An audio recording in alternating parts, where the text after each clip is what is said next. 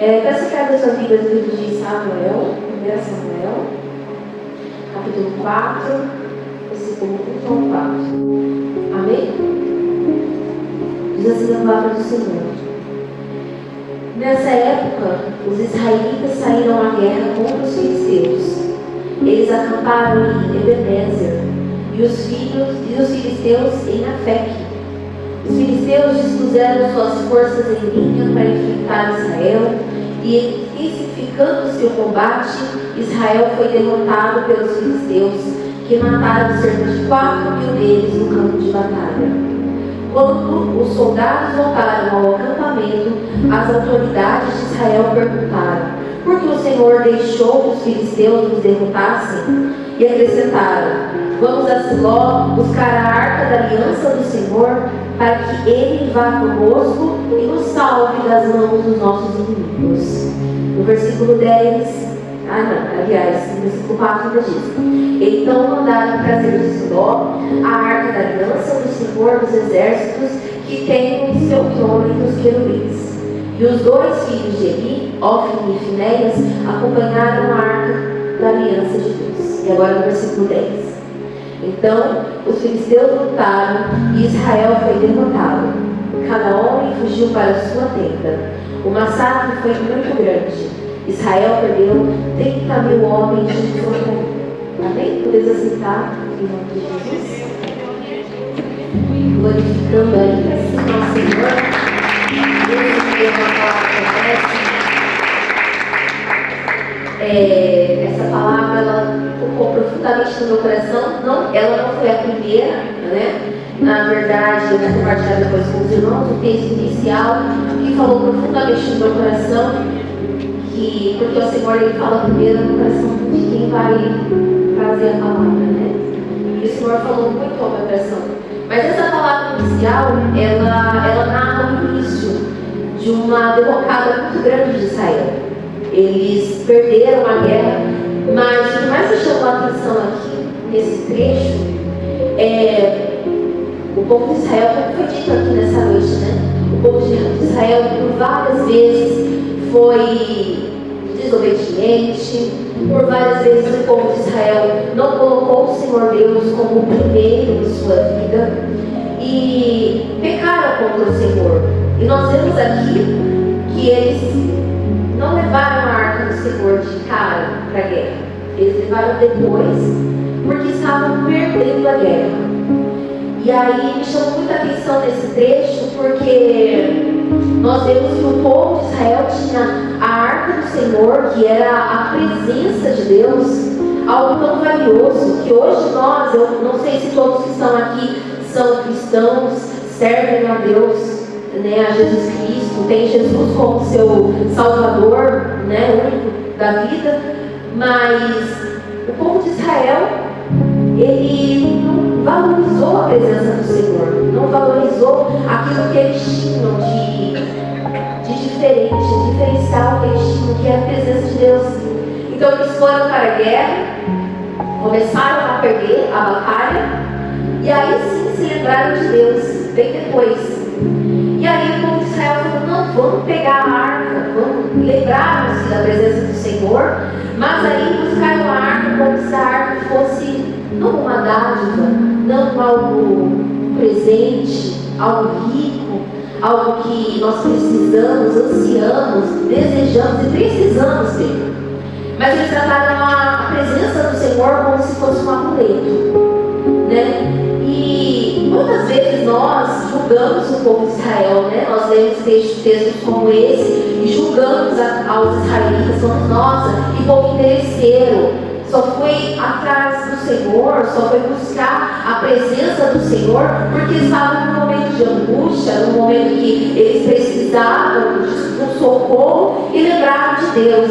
Mas quantas vezes nós não fazemos isso na nossa vida? Buscamos ao Senhor com mais intensidade, com mais força, nos momentos que nós estamos passando por angústias, por lutas, e não nos momentos que nós estamos alegres ou que nós não estamos em apuro, né? Às vezes nós julgamos o povo de Israel, mas Israel somos nós mesmos, né? E aí eu fui fui escorrendo, né? Porque a palavra inicial que o Senhor bradou no meu coração foi no livro de 1 Crônicas.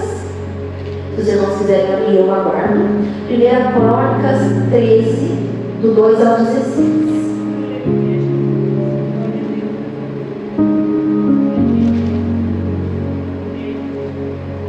1 Crônicas, do 2 ao 16. Eu até aguardo os irmãos acharem, porque é um texto muito forte que o Senhor bradou no meu coração. Já está com um mês, mais ou menos, que o Senhor tem falado ao meu coração, e eu estou remoendo essa palavra, porque ela fala aos nossos corações e ela é muito diferente, né? Na igreja desse século. 1 Crônicas, capítulo 13, versículo 2 até o versículo 16, tá? A gente vai ler, é assim.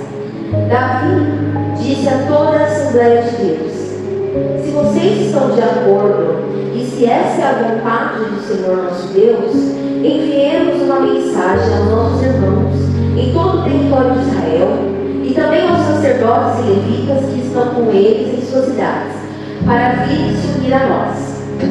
Vamos trazer de volta a arca do nosso Deus, pois não nos importamos com ela durante o reinado de Saul. Toda a Assembleia concordou, pois isso pareceu bom a todo o povo. Então Davi reuniu todos os israelitas, desde Rio-Sior, no Egito, até Lebo-Hamate, para trazer de Quiriate-Jearim a arca de Deus. Davi e todos os israelitas foram a Baalá, que é Quiriate-Jearim, em Judá, para buscar a arca de Deus, o Senhor, que tem o seu trono entre os querubins, a arca sobre a qual o seu nome é invocado. Da casa de Abinadab levaram a arca de Deus num carroção novo, conduzido por Uzá e Aiô. Davi e todos os israelitas iam dançando e cantando com todo vigor diante de Deus, ao som das harpas, liras, tamborins, símbolos e cornetas. Quando chegaram a Eretidom, Uzá esticou o braço e segurou a arca, porque os bois haviam tropeçado. A ira do Senhor acendeu-se contra Uzá, e ele o feriu por ter tocado na arca. Uzá morreu ali mesmo diante de Deus. Davi ficou contrariado porque o Senhor, em sua ira, havia fulminado Uzá, e até hoje aquele lugar é chamado de Pérez-Uzá. Naquele dia, Davi teve medo de Deus e perguntou: como vou conseguir levar a arca de Deus? Por isso desistiu de trazer a arca para a cidade de Davi. Em vez disso, levou-a para a casa de Obed-edom de Gate.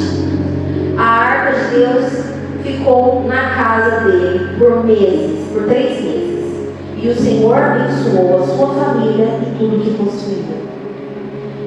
Nesse texto, irmãos, o Senhor ele fala muito aos nossos corações, e eu quero compartilhar, porque nós vemos, né, e foi falado nessa noite aqui, através até da nossa Nádia, o quanto que é difícil às vezes para as pessoas entenderem que o nosso Deus, ele é toda bondade, toda misericórdia, mas ele também é toda justiça. E assim como ela também trouxe um texto sobre Jonas, né, sobre os ninivitas, né? Não sei se os irmãos se recordam dessa história, mas os ninivitas, antes deles serem destruídos, como era aquilo inicialmente que Deus havia colocado em seu coração, porque aquele povo pecava demais, e o pecado daquele povo estava subindo ao trono de Deus de uma forma horrenda, e o Senhor já estava se indignando com aquele povo. Mas Deus, ele é toda justiça, e Deus, ele não destrói antes dele avisar. Ele avisa. Então Deus usa a vida de Jonas para levar a palavra àquele povo, para dar uma segunda chance, uma segunda oportunidade para que aquele povo viesse se redimir, se arrepender do seu pecado e fosse transformado. Deus deu uma segunda chance. Assim como Deus ele falou a Caim. Caim, nós sabemos que quando ele fez o que fez com Abel, seu irmão, ele fez, sabe dentro da vontade de Deus. Embora naquela época não havia as tábuas, os 10 mandamentos, mas o próprio Deus foi adiante de Caim e falou: Caim, não faça o que está pensando em fazer. O próprio Deus deu uma segunda oportunidade para Caim. Pensa bem, Caim, no que você vai fazer. Então, Caim foi e fez o que fez por livre vontade. Ele quis, ele fez, mas ele sabia da vontade do Senhor. Assim como os ninivitas. Só que os ninivitas, eles se arrependeram e alcançaram o perdão do Senhor. Então, o Senhor, ele é bondoso, ele é maravilhoso, ele dá oportunidades. E nós vemos aqui nesse trecho que nós lemos, não sei se vocês não se atentaram, mas nesse trecho fala sobre que o povo se arrependeu. Davi foi atrás para buscar a arca do Senhor, buscar a presença do Senhor novamente. Só que nesse trajeto eles buscaram a arca do Senhor em carros de boi. E Deus, irmãos, se irou contra a vida de Uzá. Muitos de nós podemos falar: nossa, mas por que Deus matou a Uzá? Uzá estava usando de boa vontade, fazendo a obra do Senhor de todo o coração, não queria que a arca do Senhor caísse no chão. Por que Uzá morreu? Sem entendermos, na verdade, que o povo sabia qual era a vontade do Senhor. O Senhor, ele não seria injusto de ceifar a vida de Uzá sem ter avisado antes. Lá no livro de Levíticos, o Senhor, ele já havia ordenado, Deuteronômio, ele também já tinha mencionado como que devia ser carregada a arca do Senhor.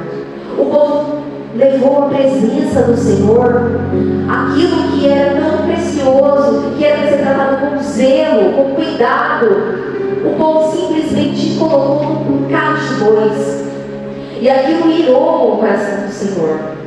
Então nós vemos que a ira do Senhor se acendeu contra Uzá, e Uzá morreu na hora, fulminado. E aí nós vemos: o Senhor, ele foi injusto? Não, ele não foi injusto. O Senhor já havia falado, o Senhor já era claro, já era sabido pelo povo. E mesmo assim o povo fez da maneira como quiseram. E aqui eu quero entrar com essa palavra, trazendo para os dias de hoje, para a minha vida, e fazendo com que os irmãos pensem em suas próprias vidas, né? Porque quantas vezes nós viemos para a casa do Senhor achando que nós estamos fazendo muito em vir à igreja, em sentar no banco, ouvir a palavra do Senhor e ir embora, como se nós estivéssemos fazendo tudo perfeito. Mas a palavra do Senhor, o Senhor, ele traz o manual da vida, como que nós devemos andar, como que nós devemos proceder, que nós devemos amar o nosso próximo, assim como Jesus amou a sua igreja, de se entregar, de entregar a sua própria vida, se necessário for, pelo nosso próximo. Nós sabemos exatamente como Jesus quer que nós vivemos nessa terra. No entanto, será que nós estamos fazendo tudo com zelo? Será que nós estamos seguindo a vontade do Senhor como Ele declarou na palavra dEle? Será que nós estamos fazendo, quando nós vamos para o chão da casa do Senhor, estamos fazendo com alegria e zelo? Ou estamos fazendo apenas por fazer, fazendo apenas porque é a rotina? Vai ver que Uzá, ele estava fazendo aquilo por pura rotina. O povo estava levando a presença do Senhor, algo tão rico, sim, algo tão valoroso. O povo não estava valorizando a presença do Senhor. Será que nós estamos valorizando essa oportunidade que nós temos como igreja brasileira de vir à casa do Senhor, de louvar ao Senhor? Será que nós estamos louvando com interesse de coração, fazendo a vontade do Senhor com zelo? O Espírito Santo do Senhor incomoda os corações. O Senhor incomodou o meu coração com essa palavra. Porque será que nós estamos fazendo como o Senhor quer que nós façamos, com alegria?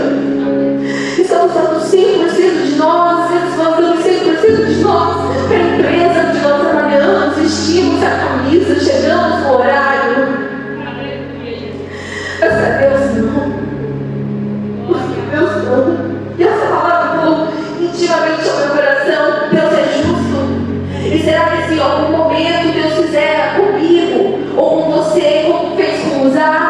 Nós viraremos para Ele e falaremos que Ele é justo, ou reconheceremos que estamos em falha. Aleluia. O Senhor hoje falou desde o início desse culto sobre como o povo que se chamava povo de Deus, pecava contra o Senhor, se arrependia, depois pecava de novo, se arrependia e pecava de novo. E Jesus veio e o povo matou a Jesus. E nós hoje julgamos tanto esse povo que fez isso e aquilo, mas será que nós não estamos nos assemelhando a esse povo? Pecamos hoje, pedimos perdão amanhã, e depois de amanhã pecamos de novo. Será que nós não estamos fazendo as coisas do Senhor como rotina e não como alegria, interesse e zelo? É essa palavra que o Senhor bradou no meu coração. Não vamos deixar de fazer as coisas do Senhor. Vamos fazer com interesse de coração. É isso que o Senhor espera de nós. Porque mais Ele já fez, Ele mandou o próprio Filho dele sofrer morte de cruz, coisa que nós nunca faríamos por ninguém. E aqui, apenas para finalizar, no livro de Deuteronômio, capítulo 11. Aleluia. Deuteronômio.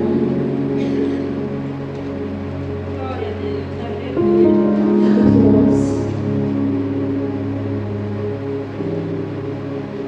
Versículo 26. Diz assim: prestem atenção. Hoje estou pondo diante de vocês a bênção e a maldição. Vocês terão bênção se obedecerem aos mandamentos do Senhor seu Deus, que hoje lhes estou lhe dando. Mas terão maldição se desobedecerem aos mandamentos do Senhor seu Deus e se afastarem do caminho que hoje lhes ordeno para seguir. Amém? Assim como foi falado nessa noite, na palavra de contrição, eu percebo desde o início desse culto o Senhor falando tremendamente as mesmas coisas que o Senhor colocou no meu coração. E se o Senhor trouxer cada uma dessas almas que estão aqui hoje, é porque essa palavra que não é minha, mas é dele, essa palavra que divide juntas e redundas, que é capaz de fazer milagres, que é capaz de construir um mundo, é essa palavra que quer falar aos corações nessa noite. E o Senhor Ele está dizendo por várias vezes nesse culto que essa é uma oportunidade. Essa é uma oportunidade. Talvez para alguém aqui nessa noite não haja mais oportunidades. Assim como Uzá não teve oportunidade. Mas o Senhor, Ele já dava outras oportunidades, porque o povo já sabia qual era a vontade dele. Nínive tem oportunidade, foi enviado Jonas, e o Senhor abençoou com o perdão aquele povo, porque aquele povo se arrependeu e mudou de atitude. E aqui nessa palavra, o Senhor Ele fala que hoje nós temos diante de nós oportunidade de bênção e de maldição. Bênção se nós servirmos ao Senhor, se nós ouvirmos essa palavra de conserto, de mudarmos a nossa maneira de pensar. Quando viermos à casa do Senhor, entregarmos o nosso melhor, entregarmos o nosso tudo. Assim como aquela viúva, ela tinha tudo de si. Tudo que ela tinha, ela entregou ali. Parecia pouco, mas era tudo, era o melhor dela. E nós temos a oportunidade de fazer algo para o Senhor. Que seja, talvez você tenha a oportunidade de vir para a igreja, você tem a oportunidade de vir aqui louvar um hino, ler um versículo, você tem a oportunidade de falar sobre Jesus onde você trabalha, de falar sobre o Senhor na sua família. Não desperdice, faça a vontade do Senhor com amor, com zelo, não faça pela rotina, não faça pela necessidade. Porque foi aquilo que o povo de Israel fez. Não se atentou àquilo que era a vontade do Senhor, que o Senhor queria. Que eles fossem carregar, a arca do Senhor fosse carregada pelos levitas, pelo povo separado. Era isso que Deus tinha sempre falado, ensinado ao povo. Não, eles colocaram carne de bois, não valorizaram valorizaram a presença do Senhor, não valorizaram a oportunidade que eles tinham. E então a vida de Uzá foi ceifada. Mas nós vemos aqui a bondade do Senhor, porque nos versículos a seguir fala, né? No capítulo 4, no versículo 10. Não, minto. Em Crônicas 13, versículo 14. Diz que a arca de Deus ficou na casa de Obed-edom por 3 meses. E o Senhor o abençoou, a sua família e tudo que possuía. Então, nós vemos a diferença. Quando esse Obed-edom, ele tratou com zelo a arca do Senhor. Ele deu o devido valor à presença do Senhor, aquilo que estava na casa dele. E o Senhor honrou, porque nós vemos que nos versículos mais à frente, já no capítulo 14, versículo 15, capítulo 15, versículo 18. Versículo 18 vai dizer, versículo 18, no versículo 21 também vai dizer, que Obed-edom, ele era levita do Senhor, ele recebeu a arca do Senhor, que é a presença do Senhor na sua casa, e ele valorizou aquela arca, ele tratou, ele cuidou daquela arca, diferente de Abinadab, se os irmãos se interessarem pela história, ele tratou, e Obed-edom foi o porteiro da arca do Senhor, ele foi o músico, e ele serviu, continuou a servir e zelar da arca do Senhor. E não foi só ele e a casa dele que foi abençoada, mas a sua própria família foi abençoada pelo Senhor.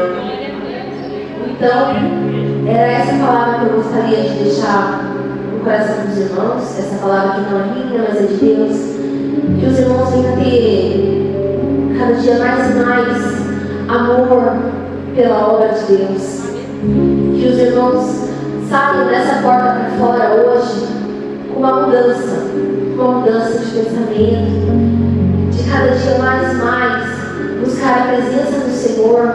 Não buscar a presença do Senhor apenas quando nós estivermos necessitados, angustiados, porque geralmente é quando nós mais buscamos a presença do Senhor, a face do Senhor com fervor. E não é isso que o Senhor quer.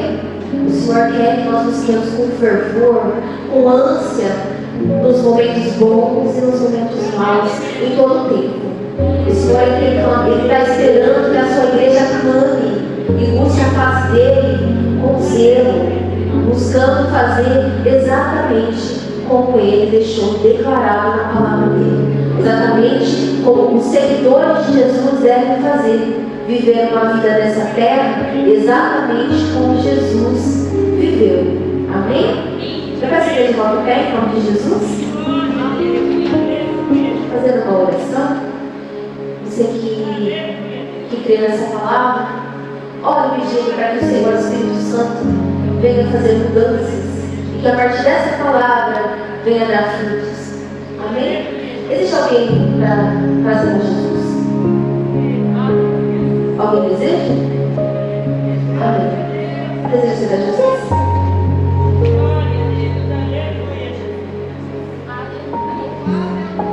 Que Deus abençoe. Vamos lá. Senhor Jesus, eu te louvo, Senhor, eu te agradeço por essa palavra. Eu te agradeço, Senhor, por esse despertar que essa palavra foi em teu coração. E, ó Deus, eu peço que o Senhor venha, Deus, através dessa palavra, ter despertado as almas que estão aqui nessa casa, nessa noite. Senhor, Espírito Santo de Deus, que corações venham ser convictos a partir dessa palavra. Ó Deus, que venham aproveitar essa oportunidade que o Senhor está dando nessa noite, de ser transformados, ó Deus, e de buscar a tua presença, ó Deus, com interesse de coração. Dá o seu melhor a ti, Senhor, quando vierem na sua casa, ou onde estiverem, Senhor, buscar fazer o melhor para ti. Senhor amado, que em nome de Jesus, o Senhor venha abençoar e transformar. Espírito pessoas nessa casa que venham ser transformadas e a partir delas, vidas venham ser transformadas também. Senhor amado, nos ajuda, tira, Senhor, e repreende toda frieza de coração, repreende também, Senhor Jesus, toda fraqueza espiritual, em nome de Jesus, bata retirada, Senhor amado, e que o Senhor venha trabalhar em cada coração. Aleluia, Jesus. Senhor, venha quebrantar os corações. Em nome de Jesus, venha trazer avivar, Deus. Em nome de Jesus, Senhor. Eu te clamo, Jesus. O Senhor venha visitar lá, Deus. Lá que estão, ó Deus, necessitados de Ti. Lá, Deus, que precisam da Tua presença. Assim como o Obed-edom recebeu a presença do Senhor em sua casa. Deus, eu clamo que a Tua presença venha em cada lar, Senhor. Em cada lar nessa noite. Que a Tua presença venha transformar, Senhor. Que a Tua presença, Senhor, venha mudar vidas. Não, ó Deus, pelo nosso nome, mas pelo nome de Jesus Todo-Poderoso. Eu te agradeço, Senhor, porque eu creio que o Senhor já tem operado. Ainda que nossos olhos não estejam vendo. Em nome de Jesus, amém e amém.